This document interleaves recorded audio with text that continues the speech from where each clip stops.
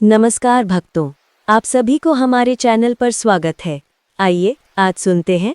नमस्कार भक्तों, आप सभी का स्वागत है हमारे चैनल पर। आज हम सुनने जा रहे हैं कार्तिक पुराण का प्रथम अध्याय, जो भगवान विष्णु की महिमा, कार्तिक मास के महत्व और पुण्य के रहस्य को उजागर करता है।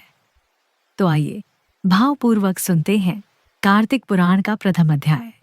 एक समय की बात है जब सभी आर्षि मुनि ब्रह्मा जी के पास जाकर विनम्र भाव से पूछते हैं, हे जगत पिता ब्रह्मा, कृपया हमें बताइए कि कार्तिक मास का इतना महत्व क्यों माना जाता है। इस महीने में भगवान विष्णु की उपासना करने से क्या फल प्राप्त होता है।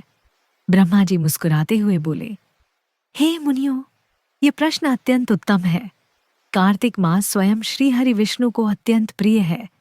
इस मास में यदि कोई व्यक्ति प्रभात काल स्नान कर, दीपदान करे, तुलसी पूजन करे और हरिनाम जपे, तो उसे अनंत पुण्य की प्राप्ति होती है।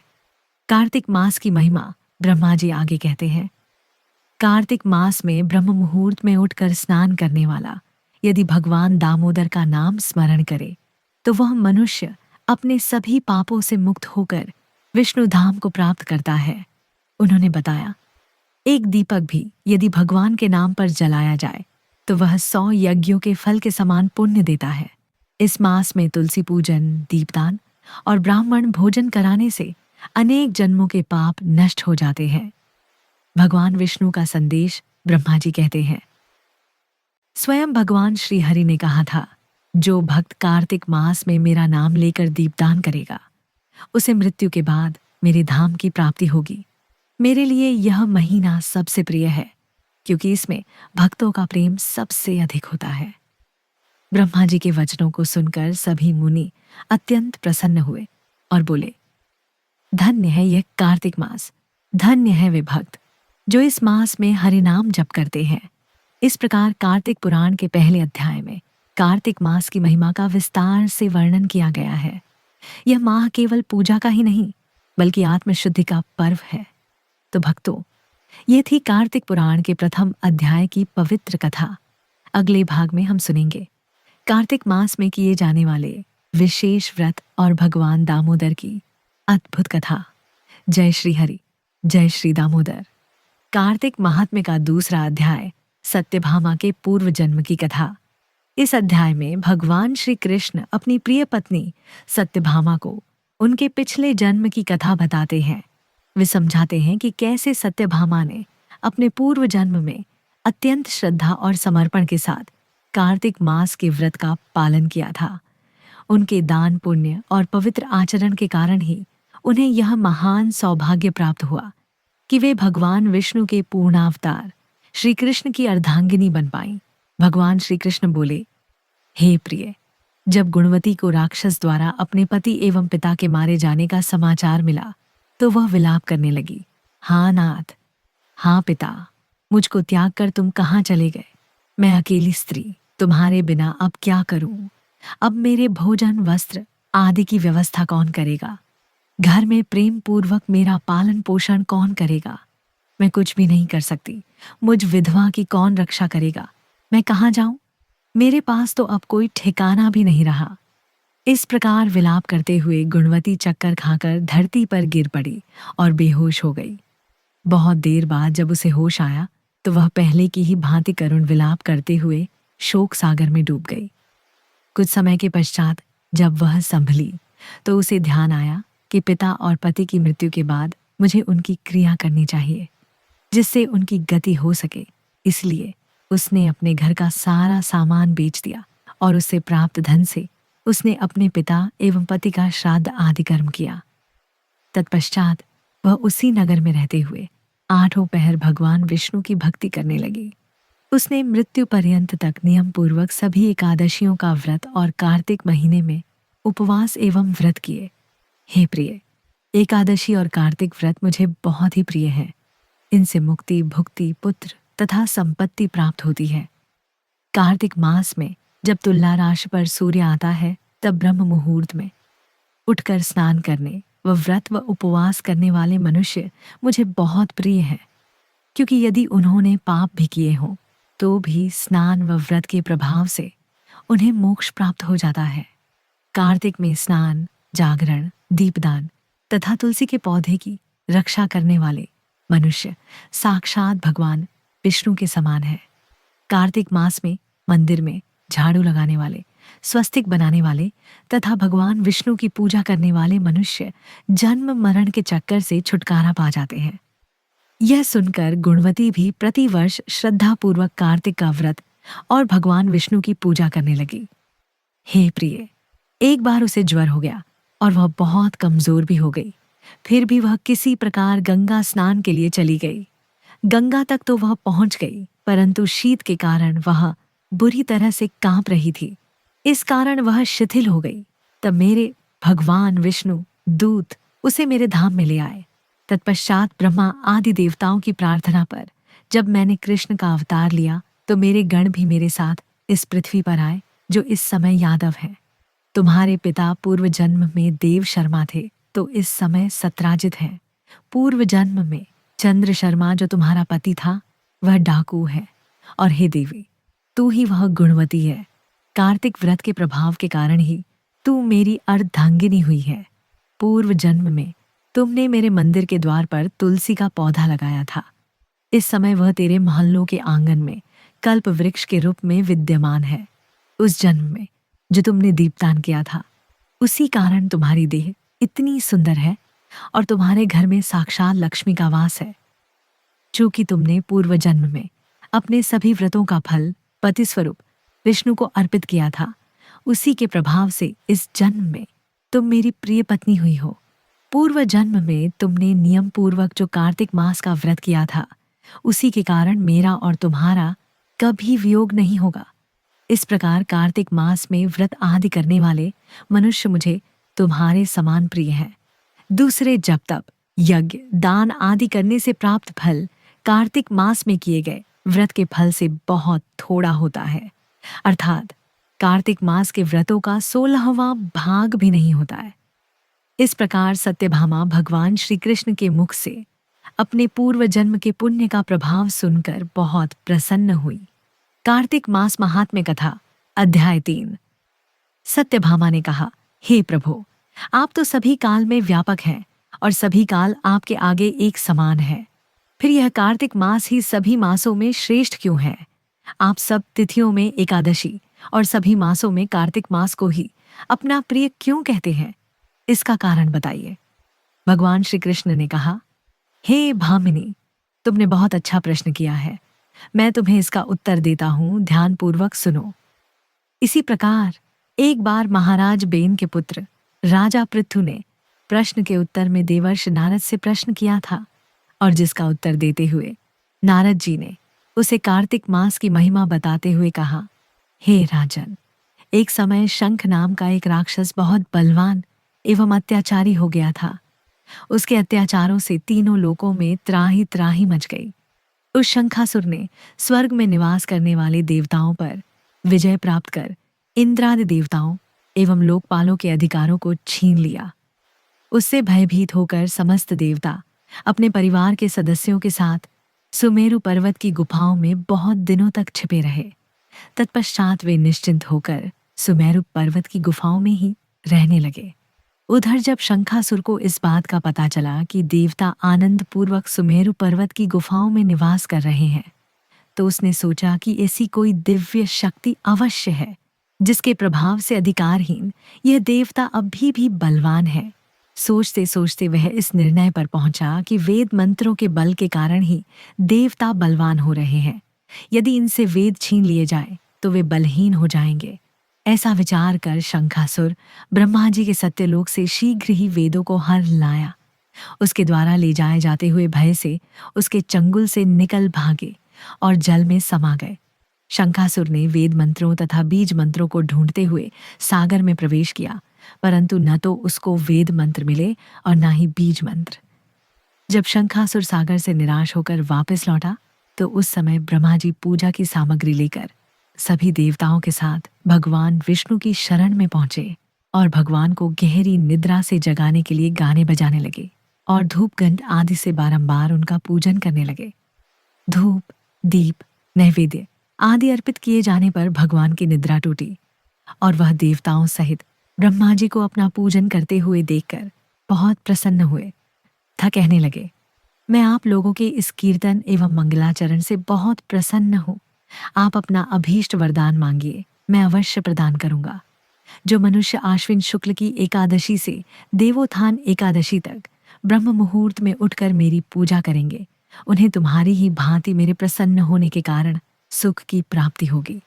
आप लोग जो पाद्य, अर्घ्य, आचमन और जल आदि सामग्री मेरे लिए लाए हैं, वे अनंत गुणों वाली होकर आपका कल्याण करेगी।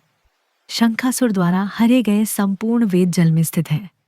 मैं सागर पुत्र शंखासुर का वध करके उन वेदों को अब भी लाए देता हूँ। आज से मंत्र, बीज और वेदों सहित मैं प्रतिवर्ष कार्तिक मास में जल में विश्राम किया करूंगा। अब मैं मत्स्य का रूप धारण करके जल में जाता हूँ। तुम सब देवता भी मुनीश्वरों सहित मेरे साथ जल में आओ। इस कार्तिक मास में जो श्रेष्ठ मनुष्य प्रातःकाल स्नान करते हैं, वे सब यज्ञ के अवभृत स्नान द्वारा भली भांति नहा लेते हैं। हे देवेंद्र, कार्तिक मास में व्रत करने वालों को सब प्रकार से धन, पुत्र पुत्री आदि देते रहना और उनकी सभी आपत्तियों से रक्षा करना। हे धनपति कुबेर, मेरी आज्ञा के अनुसार तुम उनके धन धान्य की वृद्धि करना, क्योंकि इस प्रकार का आचरण करने वाला मनुष्य मेरा रूप धारण करके जीवन मुक्त हो जाता है। जो मनुष्य जन्म से लेकर मृत्यु पर्यंत विधिपूर्वक इस उत्तम व्रत को करता है, वह आप लोगों का भी पूजनीय है। कार्तिक शुक्ल पक्ष की एकादशी तिथि को तुम लोगों ने मुझे जगाया है, इसलिए यह तिथि मेरे लिए अत्यंत प्रीतिदायिनी और माननीय है। हे देवताओं, ये दोनों व्रत नियम पूर्वक करने से मनुष्य मेरा सान्निध्य प्राप्त कर लेते हैं। इन व्रतों को करने से जो फल मिलता है वह अन्य किसी व्रत से नहीं मिलता। अतः प्रत्येक मनुष्य को सुखी और निरोग रहने के लिए कार्तिक महात्म्य और एकादशी की कथा सुनते हुए उपर्युक्त नियमों का पालन करना चाहिए। कार्तिक मास की कथा, अध्याय 4। नारद जी ने कहा, ऐसा कहकर भगवान विष्णु मछली का रूप धारण करके आकाश से जल में गिरे। उस समय विंध्याचल पर्वत पर तप कर रहे महर्षि कश्यप अपनी अंजलि में जल लेकर खड़े थे। भगवान उनकी अंजलि में जा गिरे। महर्षि कश्यप ने दया करके उसे अपने कमंडन में रख लिया। मछली के थोड़ा बड़ा होने पर महर्षि कश्यप ने उसे कुएं में डाल दिया। जब वो मछली कुएं में भी ना समा सकी तो उन्होंने उसे तालाब में डाल दिया। जब वो तालाब में भी ना आ सकी तो उन्होंने उसे समुद्र में डाल दिया। वो मछली वहां भी बढ़ने लगी। फिर मत्स्य रूपी भगवान विष्णु ने इस शंखासुर के वध किया और शंखासुर को हाथ में लेकर बद्रीवन में आ गए। वहां उन्होंने संपूर्ण ऋषियों को बुलाकर इस प्रकार आदेश दिया, मुनीश्वरों, तुम जल के भीतर बिखरे हुए वेद मंत्रों की खोज करो और जितनी जल्दी हो सके उन्हें सागर के जल से बाहर निकाल लाओ। तब तक मैं देवताओं के साथ प्रयाग में ठहरता हूँ। तब उन तपोबल संपन्न महर्षियों ने यज्ञ और बीजों सहित संपूर्ण वेद मंत्रों का उद्धार किया। उनमें से जितने मंत्र जिस ऋषि ने उपलब्ध किए, वही उन बीज मंत्रों का उस दिन से ऋषि माना जाना लगा। तदनंतर सब ऋषि एकत्र होकर प्रयाग में गए। वहां उन्होंने ब्रह्मा जी सहित भगवान विष्णु को उपलब्ध हुए सभी वेद मंत्र समर्पित कर दिए। सब वेदों को पाकर ब्रह्मा जी बहुत प्रसन्न हुए। उन्होंने देवताओं और ऋषियों के साथ प्रयाग में अश्वमेघ यज्ञ किया। यज्ञ समाप्त होने पर सब देवताओं ने भगवान से निवेदन किया, देवाधिदेव जगन्नाथ, इस स्थान पर ब्रह्मा जी ने खोए हुए वेदों को पुनः प्राप्त किया है और हमने भी यहाँ आपके प्रसाद से यज्ञ भाग पाए हैं। अतः ये स्थान पृथ्वी पर सबसे श्रेष्ठ, पुण्य की वृद्धि करने वाला और भोग और मोक्ष प्रदान करने वाला हो। साथ ही ये समय भी महापुण्यमय और ब्रह्मघाती आदि महापापियों की भी शुद्धि करने वाला हो तथा ये स्थान यहाँ दिए हुए दान को अक्षय बना देने वाला भी हो, ये वर दीजिए। भगवान विष्णु बोले, देवताओं, तुमने जो कुछ कहा है वो मुझे स्वीकार है। तुम्हारी इच्छा पूर्ण हो। आज से ये स्थान ब्रह्म क्षेत्र के नाम से प्रसिद्ध होगा। सूर्यवंश में उत्पन्न राजा भगीरथ यहाँ गंगा को ले आएंगे और वो यहाँ सूर्य कन्या यमुना से मिलेगी। ब्रह्मा जी और तुम सब देवता मेरे साथ यहाँ निवास करो। आज से ये तीर्थ तीर्थराज के नाम से विख्यात होगा। तीर्थराज के दर्शन से तत्काल सब पाप नष्ट हो जाएंगे। जब सूर्य मकर राशि में स्थित होंगे, उस समय यहाँ स्नान करने वाले मनुष्यों के सब पापों का ये तीर्थ नाश करेगा। ये काल भी मनुष्यों के लिए सदा महान पुण्य फल देने वाला होगा। माघ में सूर्य के मकर राशि में स्थित होने पर यहाँ स्नान करने से सालोक्य आदि फल प्राप्त होंगे। देवादिदेव भगवान विष्णु देवताओं से ऐसा कहकर ब्रह्मा जी के साथ वहीं अंतर्धान हो गए। तत्पश्चात इंद्रादि देवता भी अपने अंश से प्रयाग में रहते हुए वहां से अंतर्धान हो गए। जो मनुष्य कार्तिक में तुलसी जी की जड़ के समीप श्रीहरि का पूजन करता है, वो इस लोक में संपूर्ण भोगों का उपभोग करके अंत में वैकुंठ धाम को जाता है। कार्तिक मास महात्म्य कथा अध्याय 5। राजा पृथु बोले, हे नारद जी, आपने कार्तिक मास में स्नान का फल कहा। अब अन्य मासों में विधिपूर्वक स्नान करने की विधि, नियम और उद्यापन की विधि भी बतलाइए। देवर्षि नारद ने कहा, हे राजन, आप भगवान विष्णु के अंश से उत्पन्न हुए हैं, अतः यह बात आपको ज्ञात है। फिर भी आपको यथाचित विधान बतलाता हूँ। आश्विन माह में शुक्ल पक्ष की एकादशी से कार्तिक के व्रत करने चाहिए। ब्रह्म मुहूर्त में उठकर जल का पात्र लेकर गांव से बाहर पूर्व अथवा उत्तर दिशा में जाना चाहिए। उसके बाद जो मनुष्य मुख शुद्ध नहीं करता, उसे किसी भी मंत्र का फल प्राप्त नहीं होता है। अतः दांत और जीभ को पूर्ण रूप से शुद्ध करना चाहिए और निम्नलिखित मंत्र का उच्चारण करते हुए दातुन तोड़नी चाहिए। हे वनस्पतये, आप मुझे आयु, कीर्ति, तेज, प्रज्ञा, पशु, संपत्ति, महाज्ञान, बुद्धि और विद्या प्रदान करो। इस प्रकार उच्चारण करके वृक्ष से 12 अंगुल की दातुन ले। दूध वाले वृक्षों से दातुन नहीं लेनी चाहिए। इसी प्रकार कपास, कांटेदार वृक्ष तथा जले हुए वृक्ष से भी दातुन लेना मना है। जिससे उत्तम गंध आती हो और जिसकी टहनी कोमल हो, इसे ही वृक्ष से दंत धावन ग्रहण करना चाहिए। प्रतिपदा, अमावस्या, नवमी, छठी, रविवार को चंद्र तथा सूर्य ग्रहण में दातुन नहीं करनी चाहिए।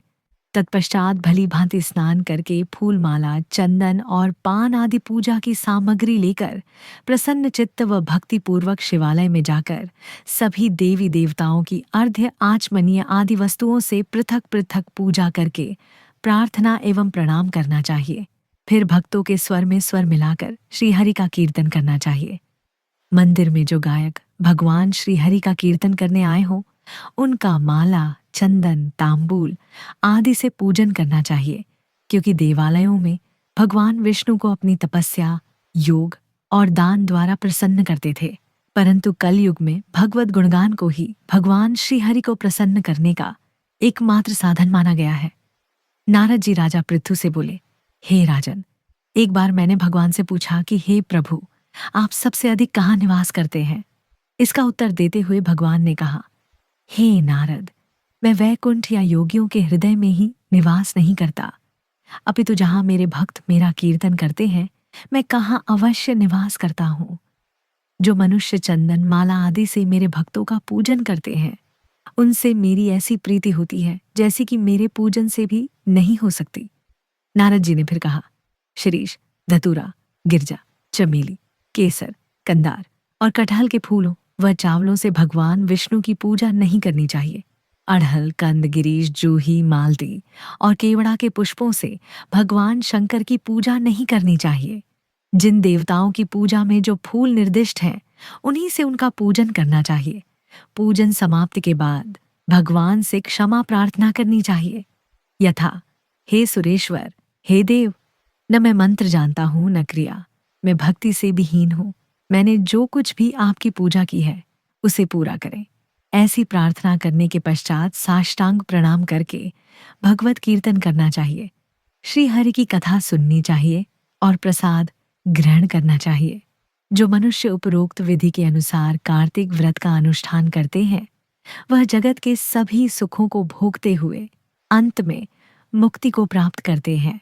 नारद जी बोले, जब 2 घड़ी रात बाकी रहे तब तुलसी की मृत्तिका, वस्त्र और कलश लेकर जलाशय पर जाए। कार्तिक में जहां कहीं भी प्रत्येक जलाशय के जल में स्नान करना चाहिए। गर्म जल की अपेक्षा ठंडे जल में स्नान करने से 10 गुना पुण्य होता है। उससे 100 गुना पुण्य बाहरी कुएं के जल में स्नान करने से होता है। उससे अधिक पुण्य बावड़ी में और उससे भी अधिक पुण्य पोखर में स्नान करने से होता है। उसे 10 गुना झरनों में और उससे भी अधिक पुण्य कार्तिक में नदी स्नान करने से होता है। उससे भी 10 गुना पुण्य वहां होता है जहां 2 नदियों का संगम हो। और यदि कहीं 3 नदियों का संगम हो तब तो पुण्य की कोई सीमा ही नहीं। स्नान से पहले भगवान का ध्यान करके स्नानार्थ संकल्प करना चाहिए। फिर तीर्थ में उपस्थित देवताओं को क्रमशः अर्घ्य, आचमनीय आदि देना चाहिए। अर्घ्य मंत्र इस प्रकार है। हे कमलनाथ, आपको नमस्कार है। हे जलशाई भगवान, आपको प्रणाम है। हे ऋषिकेश, आपको नमस्कार है। मेरे दिए अर्घ्य को आप ग्रहण करें। वैकुंठ, प्रयाग तथा बद्रिकाश्रम में जहाँ कहीं भगवान विष्णु गए वहां उन्होंने 3 प्रकार से अपना पांव रखा था। वहां पर आर्ष वेद यज्ञों सहित सभी देवता मेरी रक्षा करते रहे। हे जनार्दन, हे दामोदर, हे देवेश, आपको प्रसन्न करने हेतु मैं कार्तिक मास में विधि विधान से ब्रह्म मुहूर्त में स्नान कर रहा हूँ। आपकी कृपा से मेरे सभी पापों का नाश हो। हे प्रभु, कार्तिक मास में व्रत तथा विधिपूर्वक स्नान करने वाला मैं अर्घ्य देता हूँ। आप राधिका सहित ग्रहण करें। हे कृष्ण, हे बलशाली राक्षसों का संहार करने वाले भगवान, हे पापों का नाश करने वाले, कार्तिक मास में प्रतिदिन दिए हुए मेरे इस अर्घ्य द्वारा कार्तिक स्नान का व्रत करने वाला फल मुझे प्राप्त हो। तत्पश्चात विष्णु, शिव तथा सूर्य का ध्यान करके जल में प्रवेश कर नाभि के बराबर जल में खड़े होकर विधि पूर्वक स्नान करना चाहिए। गृहस्थी को तिल और आंवले का चूर्ण लगाकर तथा विधवा स्त्री व यति को तुलसी की जड़ की मिट्टी लगाकर स्नान करना चाहिए। सप्तमी, अमावस्या, नवमी, त्रयोदशी, द्वितीया, दशमी आदि तिथियों को आंवला तथा तिल से स्नान करना वर्जित है। स्नान करते हुए निम्न शब्दों का उच्चारण करना चाहिए। जिस भक्ति भाव से भगवान ने देवताओं के कार्य के लिए 3 प्रकार का रूप धारण किया था, वही पापों का नाश करने वाले भगवान विष्णु अपनी कृपा से मुझे पवित्र बनाए। जो अमनुष्य भगवान विष्णु की आज्ञा से कार्तिक व्रत करता है उसकी इंद्रादि सभी देवता रक्षा करते हैं, इसलिए वह मुझको पवित्र करे। बीजों, रहस्यों तथा यज्ञों सहित वेदों के मंत्र कश्यप आदि ऋषि इंद्रादि देवता मुझे पवित्र करे। अदिति आदि सभी नारियां, यज्ञ, सिद्ध, सर्प और समस्त औषधियां व तीनों लोकों के पहाड़ मुझे पवित्र करे। इस प्रकार कहकर स्नान करने के बाद मनुष्य को हाथ में पवित्री धारण करके देवता, आशी, मनुष्यों तथा पितरों का विधिपूर्वक तर्पण करना चाहिए। तर्पण करते समय तर्पण में जितने तिल रहते हैं उतने वर्ष पर्यंत व्रती के पितृगण स्वर्ग में वास करते हैं। उसके बाद व्रती को जल से निकलकर शुद्ध वस्त्र धारण करने चाहिए। सभी तीर्थों के सारे कार्यों से निवृत्त होकर पुण्य भगवान विष्णु का पूजन करना चाहिए। सभी तीर्थों के सारे देवताओं का स्मरण करके भक्तिपूर्वक सावधान होकर चंदन, फूल और फलों के साथ भगवान विष्णु को फिर से अर्घ्य देना चाहिए। अर्घ्य के मंत्र का अर्थ इस प्रकार है। मैंने पवित्र कार्तिक मास में स्नान किया है। हे विष्णु, राधा के साथ आप मेरे दिए अर्घ्य को ग्रहण करें। तत्पश्चात चंदन, फूल और तांबूल आदि से वेद पाठी ब्राह्मणों का श्रद्धापूर्वक पूजन करें और बारंबार नमस्कार करें। ब्राह्मणों के दाएं पांव में तीर्थों का वास होता है, मुंह में वेद और समस्त अंगों में देवताओं का वास होता है। अपने कल्याण की इच्छा रखने वाले मनुष्य को इनका न तो अपमान करना चाहिए और न ही इनका विरोध करना चाहिए। फिर एकाग्रचित्त होकर भगवान विष्णु की प्रिय तुलसी जी की पूजा करनी चाहिए। उनकी परिक्रमा करके उनको प्रणाम करना चाहिए। हे देवी, हे तुलसी, देवताओं ने ही प्राचीन काल से तुम्हारा निर्माण किया है और ऋषियों ने तुम्हारी पूजा की है। हे विष्णु प्रिया तुलसी, आपको नमस्कार है। आप मेरे समस्त पापों को नष्ट करो। इस प्रकार जो मनुष्य भक्ति पूर्वक कार्तिक व्रत का अनुष्ठान करते हैं वे संसार के सुखों का भोग करते हुए अंत में मोक्ष को प्राप्त करते हैं। कार्तिक मास महात्म्य कथा, अध्याय 7। नारद जी ने कहा, हे राजन, कार्तिक मास में व्रत करने वालों के नियमों को मैं संक्षेप में बतलाता हूँ, उसे आप सुनिए। व्रती को सब प्रकार के आमिष, मांस, औरद, राई, खटाई तथा नशीली वस्तुओं का त्याग कर देना चाहिए। व्रती को दूसरे का अन्न ग्रहण नहीं करना चाहिए, किसी से द्वेष नहीं करना चाहिए और तीर्थ के अतिरिक्त अन्य कोई यात्रा नहीं करनी चाहिए। देवता, वेद, ब्राह्मण, गाय, व्रती, नारी, राजा तथा गुरुजनों की निंदा भी नहीं करनी चाहिए। व्रती को दाल, तिल, पकवान व दान किया हुआ भोजन ग्रहण नहीं करना चाहिए। किसी की चुगली या निंदा भी नहीं करनी चाहिए। किसी भी जीव का मांस नहीं छूना चाहिए। पान, कत्था, चूना, नींबू, मसूर, बासी तथा झूठे अन्न का भी प्रयोग नहीं करना चाहिए। गाय, बकरी तथा भैंस के अतिरिक्त अन्य किसी पशु का दूध नहीं पीना चाहिए। कांस्य के पात्र में रखा हुआ पंचगव्य, बहुत छोटे घड़े का पानी तथा केवल अपने लिए ही पका हुआ अन्न प्रयोग करना चाहिए। कार्तिक माह का व्रत करने वाले मनुष्य को सदैव ब्रह्मचर्य का पालन करना चाहिए। उसे धरती पर सोना चाहिए और दिन के चौथे पहर में केवल एक बार पत्तल में भोजन करना चाहिए। व्रती कार्तिक माह में केवल नरक चतुर्दशी, जिसे छोटी दिवाली भी कहा जाता है, कि दिन ही शरीर में तेल लगा सकता है। कार्तिक माह में व्रत करने वाले मनुष्य को सिंघाड़ा, प्याज, मट्ठा, गाजर, मूली, काशीफल, लौकी, तरबूज इन वस्तुओं का प्रयोग बिल्कुल नहीं करना चाहिए। रजस्वला, चांडाल, पापी, म्लेच्छ, पतित, व्रतहीन, ब्राह्मण द्रोही और नास्तिकों से बातचीत नहीं करनी चाहिए। भगवान विष्णु को प्रसन्न करने के लिए अपनी शक्ति के अनुसार चांद्रायण आदि का व्रत करना चाहिए और उपर्युक्त नियमों का पालन करना चाहिए। व्रती को प्रतिपदा को कुम्हड़ा, द्वितीया को कटहल, तृतीया को तरुणी स्त्री, चतुर्थी को मूली, पंचमी को बेल, षष्ठी को तरबूज, सप्तमी को आंवला, अष्टमी को नारियल, नवमी को मूली, दशमी को लौकी, एकादशी को परवल, द्वादशी को बेर, त्रयोदशी को मट्ठा, चतुर्दशी को गाजर तथा पूर्णिमा को शाक का प्रयोग नहीं करना चाहिए। रविवार को आंवला का प्रयोग नहीं करना चाहिए। कार्तिक माह में व्रत करने वाला मनुष्य यदि इन शाकों में से किसी शाक का सेवन करना चाहे तो पहले ब्राह्मण को देकर ग्रहण करे। यही विधान माघ माह के व्रत के लिए भी है। देवोत्थानी एकादशी में पहले कही गई विधि के अनुसार नृत्य, जागरण, गायन, वादन आदि करना चाहिए। इसको विधिपूर्वक करने वाले मनुष्य को देखकर यमदूत इसे भाग जाते हैं, जैसे सिंह की गर्जना से हाथी भाग जाते हैं। कार्तिक माह का व्रत सभी व्रतों में श्रेष्ठ है। इसके अतिरिक्त जितने भी व्रत यज्ञ हैं वह 1000 की संख्या में किए जाने पर भी इसकी तुलना नहीं कर सकते, क्योंकि यज्ञ करने वाले मनुष्य को सीधा वैकुंठ की प्राप्ति होती है। जिस प्रकार राजा की रक्षा उसके अंगरक्षक करते हैं, उसी प्रकार कार्तिक माह का व्रत करने वाले की रक्षा भगवान विष्णु की आज्ञा से इंद्रादि देवता करते हैं।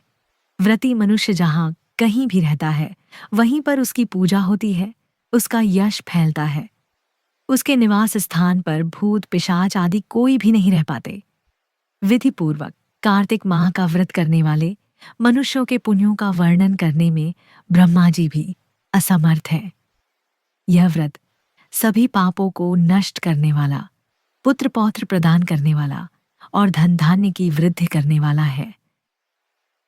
कार्तिक मास माहात्म्य कथा, अध्याय 8, जिसकी दया से सरस्वती भाव रही उपजाए। कार्तिक माहात्म्य का कमल लिखे 8वां अध्याय। नारद जी बोले, अब मैं कार्तिक व्रत के उद्यापन का वर्णन करता हूँ, जो सब पापों का नाश करने वाला है। व्रत का पालन करने वाला मनुष्य कार्तिक शुक्ला चतुर्दशी को व्रत की पूर्ति और भगवान विष्णु की प्रीति के लिए उद्यापन करे। तुलसी के ऊपर एक सुंदर मंडप बनवावे, उसे केले के खंभों से संयुक्त करके नाना प्रकार की धातुओं से उसकी विचित्र शोभा बढ़ावे। मंडप के चारों ओर दीपकों की श्रेणी सुंदर ढंग से सजाकर रखे। उस मंडप में सुंदर बंधनवारों से सुशोभित 4 दरवाजे बनावे और उन्हें फूलों से तथा चंबर से सुसज्जित करे। द्वारों पर पृथक पृथक मिट्टी के द्वारपाल बनाकर उनकी पूजा करे। उनके नाम इस प्रकार हैं: जय, विजय, चंड, प्रचंड, नंद, सुनंद, कुमुद और कुमुदाक्ष। उन्हें चारों दरवाजों पर 2-2 के क्रम से स्थापित कर भक्तिपूर्वक पूजन करे। तुलसी की जड़ के समीप 4 रंगों से सुशोभित सर्वतोभद्र मंडल बनावे और उसके ऊपर पूर्णपत्र तथा पंचरत्न से संयुक्त कलश की स्थापना करें। कलश के ऊपर शंख, चक्र, गदाधारी भगवान विष्णु का पूजन करें। भक्तिपूर्वक उस तिथि में उपवास करें तथा रात्रि में गीत, वाद्य, कीर्तन आदि मंगलमय आयोजनों के साथ जागरण करें। जो भगवान विष्णु के लिए जागरण करते समय भक्तिपूर्वक भगवत संबंधी पदों का गान करते हैं, वे सैकड़ों जन्मों की पापराशि से मुक्त हो जाते हैं। जो मनुष्य भगवान के निमित्त जागरण करके रात्रि भर भगवान का कीर्तन करते हैं, उनको असंख्य गोदान का फल मिलता है। जो मनुष्य भगवान की मूर्ति के सामने नृत्य गान करते हैं, उनके अनेक जन्मों के एकत्रित पाप नष्ट हो जाते हैं। जो भगवान के सम्मुख बैठकर कीर्तन करते हैं और बंसी आदि बजाकर भगवत भक्तों को प्रसन्न करते हैं तथा भक्ति से रात्रि भर जागरण करते हैं, उन्हें करोड़ों तीर्थ करने का फल मिलता है। उसके बाद पूर्णमासी में एक सपत्नीक ब्राह्मण को निमंत्रित करें। प्रातःकाल स्नान और देव पूजन करके वेदी पर अग्नि की स्थापना करें और भगवान की प्रीति के लिए तिल और खीर की आहुति दें। होम की शेष विधि पूरी करके भक्तिपूर्वक ब्राह्मणों का पूजन करें और उन्हें यथाशक्ति दक्षिणा दें। फिर उनसे इस प्रकार क्षमा प्रार्थना करें, आप सब लोगों की अनुकंपा से मुझ पर भगवान सदैव प्रसन्न रहें। इस व्रत को करने से मेरे 7 जन्मों के किए हुए पाप नष्ट हो जाएं और मेरी संतान चिरंजीवी हो। इस पूजा के द्वारा मेरी सभी मनोकामनाएं पूर्ण हों। मेरी मृत्यु के पश्चात मुझे अतिशय दुर्लभ विष्णुलोक की प्राप्ति हो। पूजा की समस्त वस्तुओं के साथ गाय भी गुरु को दान में दे। उसके पश्चात घर वालों और मित्रों के साथ स्वयं भोजन करें। भगवान द्वादशी तिथि को शयन से उठे, त्रयोदशी को देवताओं से मिले और चतुर्दशी को सबने उनका दर्शन एवं पूजन किया। इसीलिए उस तिथि में भगवान की पूजा करनी चाहिए। गुरु की आज्ञा से भगवान विष्णु की सुवर्णमयी प्रतिमा का पूजन करें। इस पूर्णिमा को पुष्कर तीर्थ की यात्रा श्रेष्ठ मानी गई है। कार्तिक माह में इस विधि का पालन करना चाहिए। जो इस प्रकार कार्तिक के व्रत का पालन करते हैं, वे धन्य और पूजनीय हैं। उन्हें उत्तम फल की प्राप्ति होती है। जो भगवान विष्णु की भक्ति में तत्पर हो, कार्तिक में व्रत का पालन करते हैं, उनके शरीर में स्थित सभी पाप तत्काल नष्ट हो जाते हैं। जो श्रद्धापूर्वक कार्तिक के उद्यापन का माहात्म्य सुनता या सुनाता है, वह भगवान विष्णु का सायुज्य प्राप्त करता है। कार्तिक मास माहात्म्य कथा। अध्याय 9। राजा पृथु ने कहा, हे मुनिश्रेष्ठ नारद जी, आपने कार्तिक माह के व्रत में जो तुलसी की जड़ में भगवान विष्णु का निवास बताकर उस स्थान की मिट्टी की पूजा करना बतलाया है। अतः मैं श्री तुलसी जी के माहात्म्य को सुनना चाहता हूँ। तुलसी जी कहाँ और किस प्रकार उत्पन्न हुई, ये बताने की कृपा करें। नारद जी बोले, राजन, अब आप तुलसी जी की महत्ता तथा उनके जन्म का प्राचीन इतिहास ध्यानपूर्वक सुनिए। एक बार देवगुरु बृहस्पति और देवराज इंद्र भगवान शंकर का दर्शन करने कैलाश पर्वत की ओर चले। तब भगवान शंकर ने अपने भक्तों की परीक्षा लेने के लिए जटाधारी दिगंबर का रूप धारण कर उन दोनों के मार्ग में अवरोध उत्पन्न किया। यद्यपि वह तेजस्वी, शांत, लंबी भुजा और चौड़ी छाती वाले गौरवर्ण अपने विशाल नेत्रों से युक्त तथा सिर पर जटा धारण किए वैसे ही बैठे थे, तथापि उन भगवान शंकर को न पहचानकर इंद्र ने उनसे उनका नाम व धाम आदि पूछते हुए कहा कि क्या भगवान शंकर अपने स्थान पर हैं या कहीं गए हुए हैं। इस पर तपस्वी रूप भगवान शिव कुछ नहीं बोले। इंद्र को अपने त्रिलोकीनाथ होने का गर्व था। उसी अहंकार के प्रभाव से वह चुप किस प्रकार रह सकता था। उसने क्रोधित होते हुए उस तपस्वी को धुड़क कर कहा, अरे, मैंने तुझसे कुछ पूछा है और तू उसका उत्तर भी नहीं देता। मैं अभी तुझ पर वज्र का प्रहार करता हूँ, फिर देखता हूँ कि कौन तुझ दुर्मति की रक्षा करता है। इस प्रकार कहकर जैसे ही इंद्र ने उस जटाधारी दिगंबर को मारने के लिए हाथ में वज्र लिया, वैसे ही भगवान शिव ने वज्र सहित इंद्र का हाथ स्तंभित कर दिया और विकराल नेत्र कर उसे देखा। उस समय ऐसा प्रतीत हो रहा था कि वह दिगंबर प्रज्वलित हो उठा है और वह अपने तेज से जला देगा। भुजाएं स्तंभित होने के कारण इंद्र दुखित होने के साथ साथ अत्यंत कुपित भी हो गया। परंतु उस जटाधारी दिगंबर को प्रज्वलित देखकर बृहस्पति जी ने उन्हें भगवान शंकर जानकर प्रणाम किया और दंडवत होकर उनकी स्तुति करने लगे। बृहस्पति भगवान शंकर से कहने लगे, हे दीनानाथ, हे महादेव, आप अपने क्रोध को शांत कर लीजिए और इंद्र के इस अपराध को क्षमा कीजिए। बृहस्पति के यह वचन सुनकर भगवान शंकर ने गंभीर वाणी में कहा, मैं अपने नेत्रों से निकाले हुए क्रोध को किस प्रकार रोकूं। तब बृहस्पति ने कहा, भगवान, आप अपना भक्तवत्सल नाम सार्थक करते हुए अपने भक्तों पर दया कीजिए। आप अपने इस तेज को अन्यत्र स्थापित कीजिए और इंद्र का उद्धार कीजिए। तब भगवान शंकर गुरु बृहस्पति से बोले, मैं तुम्हारी स्तुति से अत्यंत प्रसन्न हूं। तुमने इंद्र को जीवन दान दिलवाया है। मुझे विश्वास है कि मेरे नेत्रों की अग्नि अब इंद्र को पीड़ित नहीं करेगी। बृहस्पति से इस प्रकार कहकर भगवान शिव ने अपने मस्तक से निकाले हुए अग्निमय तेज को अपने हाथों में ले लिया और फिर उसे क्षीर सागर में डाल दिया। तत्पश्चात भगवान शंकर अंतर्ध्यान हो गए। इस प्रकार जिसको जो जानने की कामना थी, उसे जानकर इंद्र तथा बृहस्पति अपने अपने स्थान को चले गए। जय श्री हरि, जय श्री दामोदर। वीडियो अच्छा लगे तो लाइक करें, शेयर करें और चैनल को सब्सक्राइब करें। धन्यवाद।